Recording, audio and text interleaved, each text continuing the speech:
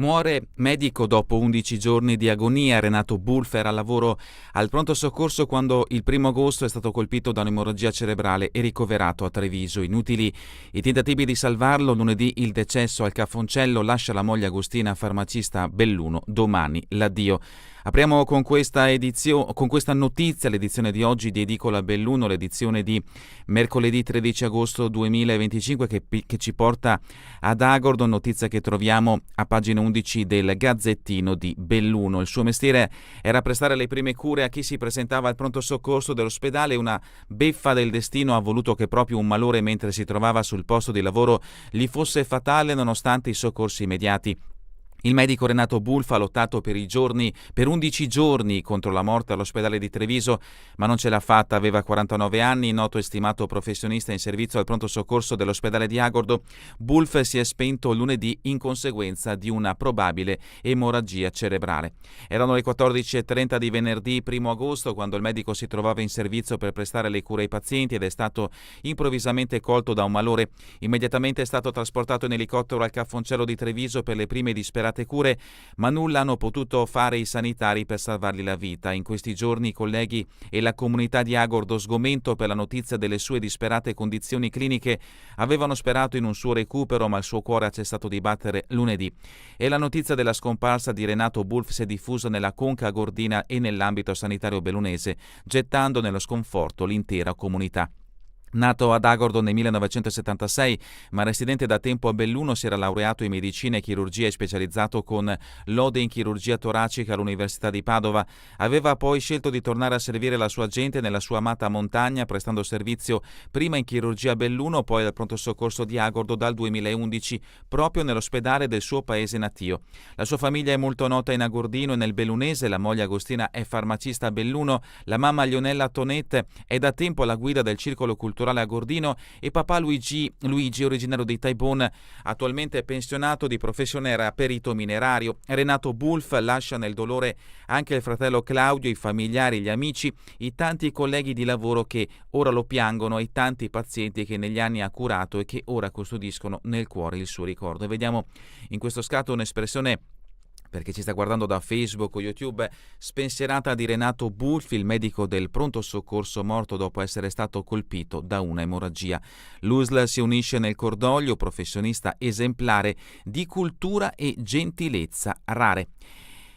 E a proposito di sanità, rimaniamo in agordino, notizia sempre riferita in questo caso dall'USL numero 1 Dolomiti, dal bene in visita ai volontari, essenziali e insostituibili. In questo caso l'articolo è di Dario Fontanive. Questa quindi è la notizia con cui abbiamo aperto l'edizione di oggi di Edicola Belluno. Leggiamo adesso le principali notizie riportate sulla prima pagina sempre del Gazzettino, poi passeremo alla prima pagina del Corriere delle Alpi. La notizia, la foto di copertina, ci porta a Cortina. In pieno centro scende nudo dal van il turismo cafone. Scandalizza Cortina, non si è fatto troppi problemi il turista che ieri è sceso dal suo van parcheggiato in centro a Cortina completamente nudo, come si può vedere da questo scatto, per chi ci sta guardando da Facebook o YouTube, incurante dei passanti. Non è il primo episodio di maleducazione che si registra in queste settimane nella futura sede dei Giochi Olimpici Invernali. L'articolo di Dibona è a pagina 13. Articolo di Pasuc a pagina 14, a pagina 9, campo da basket, vandali scatenati, basta lo chiudo, sventrato il quadro elettrico per tenere accesi i fari, il sindaco che ha visto pali, notizia in questo caso che ci porta nel comune di Sedico. Ma ancora a Cortina, un altro richiamo a firma di Dibona che troveremo a pagina 2, Olimpiadi, sci aperto a tutti, blindata solo la Tofana. E ancora vacanze e portafoglio, dalla conca dell'Alpago a quella Gordina, le alternative per un Ferragosto low cost, l'articolo di Fontanive a pagina 3. Altri richiami dalla prima pagina del Gazzettino: Belluno, Maxi Gru nel cantiere off limits, la zona stadio, notizia che interessa il capoluogo bellunese, con un articolo di Federica Fanti che troveremo a pagina 5. Scartone firma un articolo a pagina 6, Feltre, provinciale pericolosa, petizione per la ciclabile. E ancora Sette Ville, Bassofeltrino, Ponte di Fener si torna a circolare, boccata d'ossigeno per i pendolari. L'articolo a pagina 7. Pieve di Cadore, il Gran Caffè Tiziano riapre, restituito un luogo storico. L'articolo a pagina 13. E ancora Un articolo a firma di Giovanni Santina, pagina 9, che ci porta a Ponte nelle Alpi, mezza maggioranza in ferie, l'opposizione salva il Consiglio, le minoranze a ranghi quasi completi hanno garantito il numero legale della seduta che altrimenti non avrebbe potuto deliberare. Questa quindi è la prima pagina del Gazzettino di Belluno. Passiamo adesso alla prima pagina del Corriere delle Alpi con una notizia di carattere veneto che ci porta al Cavallino. Il corpo di Carlo sul fondo, era a 100 metri dall'arenile e 2 sott'acqua. Giorni fa aveva festeggiato il suo compleanno. La tragedia di Cavallino, il bimbo trevigiano di 6 anni era sparito tra le onde sotto gli occhi della mamma Dana. Lo hanno trovato alle 2:45 di ieri. Per chi ci sta guardando da Facebook o YouTube, il velivolo con lo speciale sensore infrarossi utilizzato per individuare il corpo di Carlo Panizzo, che aveva 6 anni, che lo vediamo in questo riquadro. Il corpicino di Carlo Panizzo, 6 anni, di Roncade, è stato trovato nella notte davanti alla spiaggia di Cavallino Treporti. Era svanito tra le onde 11 ore prima sotto gli occhi di mamma Dana, ora aiutata dagli psicologi. Il bimbo aveva appena festeggiato il compleanno. Gli approfondimenti li troverete da pagina 2 a pagina 5 di questa edizione del Corriere delle Alpi. Noi invece parliamo delle notizie, portiamo altri richiami riferiti al territorio bellunese, notizia trovata anche sulla prima pagina del Gazzettino di Belluno. Con i giochi chiuse solo le Tofane, il consorzio, saranno aperte le piste di Incol Gallina, Cinque Torri, Lagazzoi, Faloria, Auronzo e San Vito. L'articolo di Michielli a pagina 23. Nelle cronache, sanità bellunese in crisi, mappatura dei NEI, stop prescrizioni nel pubblico, la richiesta di un controllo generico dei NEI o delle loro mappature non rientra più nei livelli essenziali dell'assistenza sanitaria. Altra brutta notizia quindi che interessa il territorio bellunese per quanto riguarda la sanità. L'articolo è di Paola Dallanese, lo troveremo a pagina 19. Dal capoluogo Nevegal, esposto dei gestori il raid con taglio gomme. Seggiovia Nevegal, dopo l'ispezione dello Spisal innescata da un esposto, i gestori vogliono fare accesso agli atti e denunciano intimidazioni. L'articolo di Forzina, pagina 17. E anche il Corriere delle Alpi dedica spazio ai cafoni che vengono in provincia di Belluno. Cortina, turisti nudi, il Parco Apollonio, bagno a cielo aperto. L'articolo a pagina 20.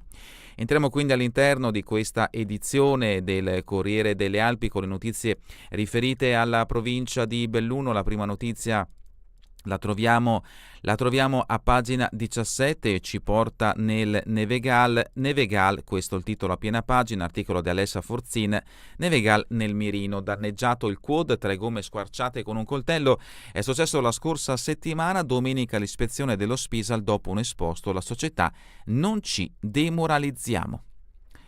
Adesso parliamo di sanità invece con un articolo di Paola Dallanese che ha avuto un richiamo dalla prima pagina. Ci ho messo mesi per trovare un sostituto e poter fare le ferie. La denuncia di Enzo Bozza, medico di famiglia che opera nell'Alto Cadore. Qui in montagna non vuole venire a lavorare nessuno e gli affitti sono chiari. Questa è la dichiarazione del dottor Enzo Bozza. Ma sempre per quanto riguarda la sanità bellunese, ecco la notizia che ha avuto un richiamo dalla prima pagina. La mappatura dei NEI non è più prescrivibile, si farà solo privatamente. Diffuse in questi giorni dall'US numero 1 Dolomiti le linee guida per le lesioni della cute, scelta per scongiurare incrementi di richieste inappropriate e contenere i costi. L'articolo di Paola Dallanese. La richiesta di un controllo generico dei NEI o della loro mappatura non rientra più nei livelli essenziali di assistenza LEA e quindi se un cittadino vuole farsi controllare in via preventiva non può più rivolgersi al medico di famiglia ma a un dermatologo che opera in libera professione in regime privato. In alternativa c'è l'autocontrollo. Questo si legge nelle indicazioni per la gestione dei pazienti con lesioni pigmentate della cute redatte dal gruppo di lavoro dell'US1 Dolomiti, composto dal referente delle attività specialistiche, da un dermatologo e della CUP manager, verificate dalle direttrici mediche degli ospedali di Belluno e Feltre e approvate dalla direttrice sanitaria Maria Caterina De Marco. In un'epoca dove la prevenzione è la parola d'ordine, in un territorio come quello bellunese dove si registra la più alta incidenza di melanomi in tutto il Veneto, tanto che un paio di anni fa l'US1 Dolomiti ha avviato una campagna di prevenzione Montagna sì, melanoma no, ripresa poi da tutto il territorio regionale, l'ordine che arriva dall'USL all'interno del piano per il governo delle liste di attesa previsto dalla Regione è quello di gestire in modo appropriato le prestazioni dermatologiche per lesioni cutanee, e questo per rispondere all'evidente incremento di richieste non propriamente appropriate che oggi rappresentano una quota rilevante dell'attività dermatologica e per utilizzare al meglio le risorse disponibili. Si legge nella lettera che la direttrice sanitaria ha girato via mail a tutti i medici di famiglia, agli specialisti ambulatoriali, interni ed ospedalieri dell'azienda nei giorni scorsi, e intanto alcuni pazienti che avevano questa prescrizione si sono visti rifiutare l'appuntamento dal CUP. Quello recapitato è un vademecum in cui si dice chiaramente che in assenza di almeno una lesione sospetta non si possono prescrivere prestazioni generiche di controllo nevi o screening o prevenzione oncologica. L'invio alla specialista deve basarsi sulle lesioni francamente sospetta, per cui sarà attribuita una priorità di visita dermatologica a 10 giorni, o una lesione dubbia secondo alcuni criteri, e pertanto saranno indicati nella prescrizione i tempi di erogazione entro 30 o 90 giorni. Viene delegato quindi ai medici di famiglia di decidere quali nevi sono a rischio e quindi inviare il paziente alla visita specialistica. Davvero una brutta notizia che interessa il territorio bellunese. L'approfondimento a firma di Paola Dallanese. Addio prevenzione, c'è una questione di responsabilità, noi non siamo dermatologi, e appunto lo troverete all'interno di questo servizio di Paola Dallanese. Non è possibile ridurre la spesa e fare insieme il bene del paziente. Il segretario veneto Palmisano, notizia sempre che interessa ovviamente la salute di noi bellunesi, si vuol far passare come scelta dettata dalla necessità di appropriatezza prescrittiva, quella che nella realtà dei fatti è una decisione per contenere i costi, e questo non va bene. A prendere posizione su questa decisione di tagliare la possibilità di prescrivere la mappatura dei nevi è il segretario regionale della FIMG Giuseppe Palmisano. Continuiamo con la lettura del Corriere delle Alpi. Ecco i cafoni che arrivano a Belluno. Cortina, tutto nudo in pieno centro, uomo da scandalo al Parco Apollonio. Una testimone ha fotografato la scena, situazione sconvolgente, il sindaco controlli a tappeto. L'articolo è di Alessandro Michielli. Atti osceni in luogo pubblico sembra essere diventata la nuova moda dell'estate 2025, che ormai colpisce tutte le aree bellunesi con maggior afflusso turistico. Ieri a Cortina è andato in scena l'ennesimo atto volgare. Un uomo completamente nudo è sceso in tutta tranquillità dal suo minivan parcheggiato negli stalli presenti sotto il tennis Apollonio, completamente nudo come se nulla fosse. La persona, senza alcun pudore o cura per chi gli stava attorno, si è messo a colloquiare con la probabile compagna davanti a diversi attoniti testimoni. Tra questi una donna che ha visto e ripreso tutto. Sono arrivata al parcheggio con mio figlio di 8 anni, afferma la testimone. Mi fermo sempre in quell'area e poi vado a lavorare. Avevo notato uno stallo vicino a questo furgoncino, stavo per parcheggiare, ma poi ho visto questa persona completamente nuda, mi sono subito allontanata, ma ho scattato una foto qui a destra, appunto perché si sta guardando da Facebook o YouTube. Belluno, forte temporale ieri in tarda serata, scatta il semaforo alle Magna chiusa, grande traffico e un nuovo stop serale a San Vito di Cadore. Continuiamo con pagina 21, si parla ancora di viabilità, in questo caso viabilità che ci porta a Longarone. Ecco la variante di Longarone, in autunno la gara d'appalto. 2 anni di lavoro per costruire 11 km di strada, l'attuale ponte Campelli verrà sostituito, non è sicuro. Questa è la dichiarazione del sindaco di Longarone, Roberto Padrin. Passiamo a Feltre, notizia che interessa gli alpini. L'ANA al lavoro per l'invasione alpina, attese penne nere anche dall'Emilia. Il 6 e 7 settembre il raduno del battaglione Feltre del gruppo Artiglieria da Montagna Agordo. Mariek, presidente della sezione ANA Feltre, ci aspettiamo una buona partecipazione, molti chiamano per avere informazioni. Cesio Maggiore, percorso pedonale all'Orsera, messo in sicurezza dal comune, sostituite tavole staccionate ammalorate, spostato il tracciato in zona Santina, riqualificazione dell'edificio, si attende la perizia geologica, lavori a primavera 2026. Altre notizie brevi dal Feltrino. Lamoni, il muro del cimitero di Arina sarà sistemato fra le critiche, e ancora l'attività dei cacciatori del gruppo Selvare che i volontari sfalciano i prati sul monte Palmar. Ancora dal Feltrino, siamo a Sette Ville, al Parco del Piave di Caorera si accederà pagando il biglietto. La Proloco introduce un ticket simbolico, servirà per tenere in ordine l'area. A ottobre via il progetto di valorizzazione con spazi per picnic, bagni e infopoint. E sempre da Sette Ville, notizia di spalle, la festa della Madonna dedicata al corpo delle Croce Rossine. Venerdì l'appuntamento è a Caorera e a Marziai. Siamo a pagina 25 del Corriere delle Alpi, notizia firma di Dante Damin, Borgo Valbelluna, ambulatorio, Cesa, il sindaco assicura una soluzione provvisoria. Dopo l'interrogazione della minoranza, il sindaco spiega i motivi della scelta, accolta la richiesta dell'USL, quando arriverà un medico fisso si sposterà. Il bagno funziona ed è accessibile anche ai disabili, manca un lavandino. Sospirolo, una settimana senza TV, gli eventi da oggi a mercoledì e ancora Sedico a scuola fuori comune, nuovi premi al merito. Da Borgo Valbelluna, alcol e sostanze a raduno giovani, sequestrata droga e ritirate patenti. Passiamo adesso a Longarone, Castellavazzo, articolo di Ezio Franceschini, torna Artigianarte a Castellavazzo un fine settimana con la tradizione, creatività, usanze e cultura celtica tra le proposte, ma anche mostre e uno spettacolo di falconeria. Notizie brevi dall'Alpago, Chies, trekking in 5 tappe con degustazioni ai piedi del Teverone e ancora soggiorno termale, iscrizioni entro il 28, in programma dall'amministrazione comunale di Alpago. E sempre dall'Alpago, gli scatti dei ragazzi del COG dal 20 in una mostra POS. Sono stati realizzati sotto la guida del fotografo Mattia De Col con l'obiettivo di trasformare le emozioni in immagini. Siamo in Agordino, Livinallongo del Coldilana, creata Pieve Brenta, la nuova località nasce per salvare l'autovelox.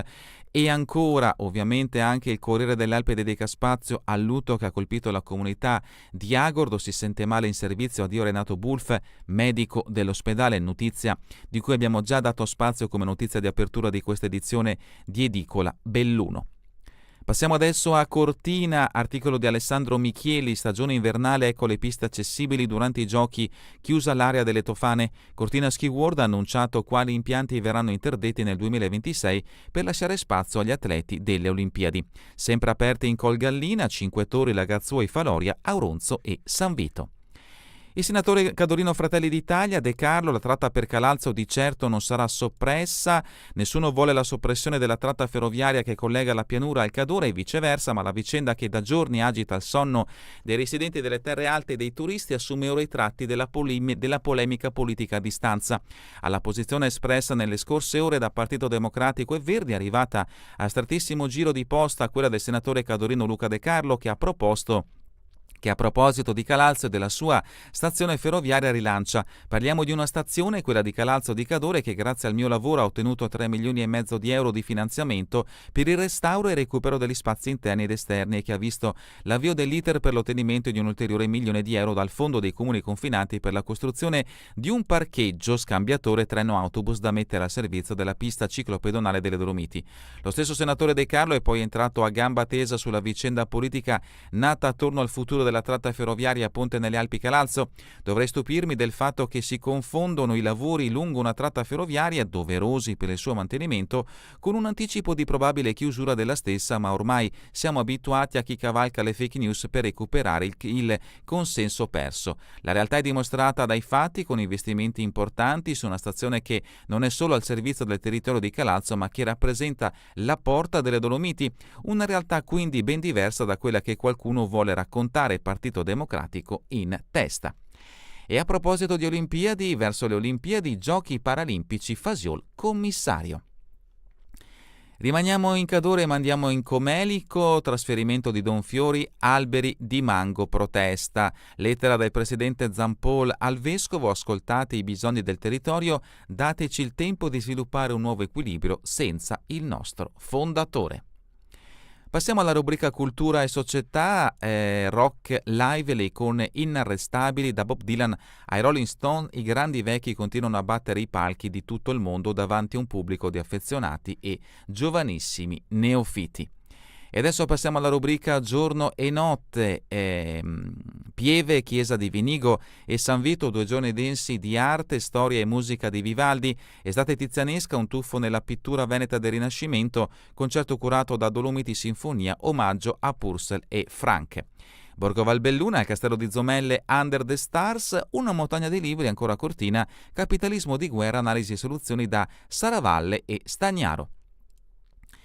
Dalla cultura allo sport, prima di salutarci, calcio di Serie C, Dolomiti domenica è un esordio di fuoco, lo stadio di Brescia sarà caldissimo.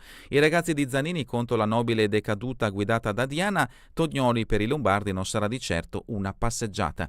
E sempre in merito al calcio di Serie C, Deciane una vittoria aver coinvolto anche altri imprenditori, le maglie da allenamento che vediamo in questi scatti. Ancora calcio, a 5 il calendario di Serie C2, il debutto del Gemelle a Sedico contro l'Arcade si inizia il 19 settembre. Calcio oggi a Camp de Noguer dalle 17.30, Cavarzano al Pago si contendono il Gallo. È davvero tutto per questa edizione di Edicola Belluno. Vi ricordo che torneremo in replica questa sera via streaming alle 20, domani mattina all'1 ora locale italiana. A voi tutti un buon proseguimento di giornata in compagnia come sempre di Radio ABM, la web radio dell'Associazione Bellunesi nel Mondo.